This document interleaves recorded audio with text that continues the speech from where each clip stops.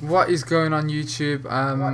This is my Swansea episode of this transfer talk slash analysis series, and obviously the big news coming out of Swansea this transfer window is that Bony has left the Liberty to go and play football at Manchester City. £28 million, which I think is a very, very good deal there for Swansea. You know, you sold a player, admittedly of great quality and probably a talisman, your goal scorer, but you know he's pushing on for 30 now, and you've got almost £30 million for him. Obviously he does need to be replaced, but I think Swansea, with their past transfer acumen, who's signing people like Michu and Bony himself, Sigurdsson coming in doing really well, I don't see why they can't go and scout and go and get a real top quality striker in the next couple of days. I do think it needs to happen, and there is one that they are linked with, so I don't think that they can go without another striker this season.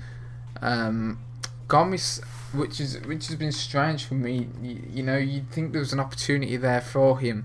Now Wilfried Bony's gone, but he's been linked away a lot. You know, the likes of Crystal Palace, I believe West Ham as well have been linked with him.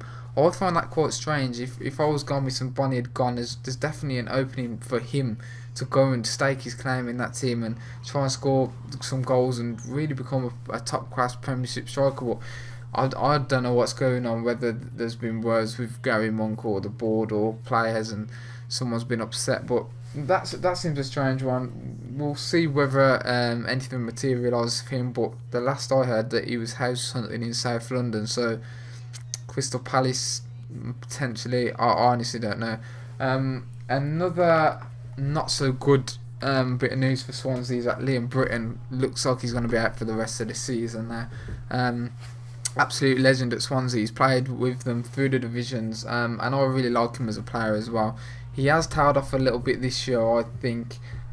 He's not the same player that he was 2 years ago, but you know, I like him. Hopefully he can come back and bounce back from this injury quickly, but it's almost a timely signing. Really, today Swansea have announced that Jack Cork is going to be playing his football at Liberty from now on, and I think that's a fantastic signing. He's came from Southampton. For whatever reason, it hasn't worked out with Ronald Koeman. He hasn't been getting the game time that I think he deserves. You know, he's still only a young lad as well. I think he's in the region of about £5 million. Gary Monk came out and said he was quite surprised that they went and got him, but he's absolutely delighted to have him on board, and I think that's a real good signing for Swansea defensively, particularly with Britain just being out now for whatever it is, and that it seems like they're going to put that Bony money back into the side, which is positive to hear from a Swansea fan perspective. Obviously you got Key who can drop in there as well, and John Joe Shelby, who's done decently well. Tom Carroll, who I've actually been quite impressed with from Tottenham this year, but obviously there's a gaping hole that needs to be filled by Wilfried Bony, and it's this man that could potentially be doing it. Alexander Mitrovic from Anderlecht, Serbian young boy. He's only 20 years of age. He's scoring goals out there in the Belgium league. There's talk of about a £15 million price tag for him.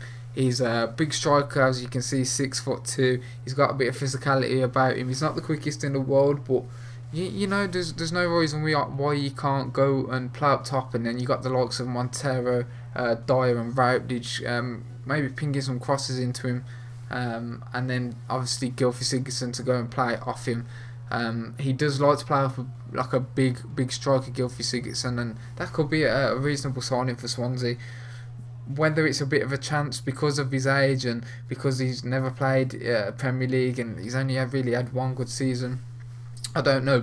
I would trust Swansea and their board and what they're doing with their transfers, because there has been very good players coming to Swansea for cheap prices.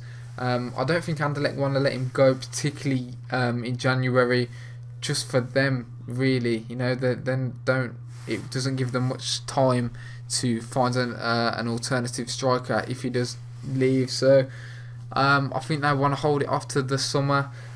Swansea needs someone in desperately now, and I would look at someone like Jermaine Defoe. You know, I know he has just gone to Sunderland, but when Bony went, he wanted out, and he's a goal scorer.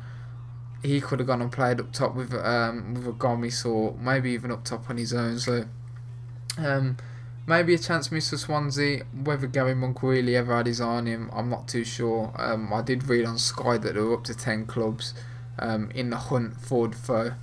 But obviously he's at Sunderland now, and nothing else is going to change. Another one that you have been linked with as well, Martin Olsen from Norwich, who's been consistently in their team. I do like Olsen. He's got Premier League experience, obviously, with Blackburn and Norwich, and he's done okay there. He is a quick player. He's always going to get forward, and he ain't a bad defender either. Whether he'd come in and be first team, I'm not too sure. I think Neil Taylor's a decent player. You know, he's a solid, consistent performer at left back. Maybe just a little bit more cover for him, I don't know. But again, it's about £3.5 to £4 million that Norwich are looking for Martin Olsen. Other than that, I don't think there will be any more. I mean, if they got those two boys in, Olsen and Mitrovic, along with the signing of Jack Cork, that won't be a bad January window. I don't think you will go over the 28 million that you got in for Bony. You know, Jack Cork's looking at 5, maybe 3 for Olsen, and Mitrovic, so you're looking at just over £20 million for the 3 players. Whether you should maybe look at someone who's got a little bit more Premier League experience just to see through this season and then kick on maybe with the money next year, I don't know. That is the other question for Swansea and their fans. Where do you see Swansea going? I like Gary Monk as a manager, but has he got the experience to really kick on with Swansea and get them into that top 8 and look at Europe again without winning the cups? It looks like another average season, mid-table season, particularly with the departure of Bony. So, well, we'll see what happens. I think Swansea can attract good players from around Europe purely on the football that they play. And I think it's fair to say that they are one of the best footballing teams in the league. Maybe just need a little bit more quality and a little bit more guile and will to win, and I don't see why they can't go and get top 8, Swansea. It's a great story from a club that was in the bottom divisions 10 years ago, so really happy for them. I do like Swansea. I am an advocate of them. So Swansea fans, where do you want to finish? Who do you want to see coming in this transfer window? Drop me a comment. I'll make sure I get back to every one of you. If you can drop it a like and subscribe as well, that would be fantastic. I believe it's Tottenham up next. So thank you for watching, and I'll get that video up pretty much right away. Yeah, thank you.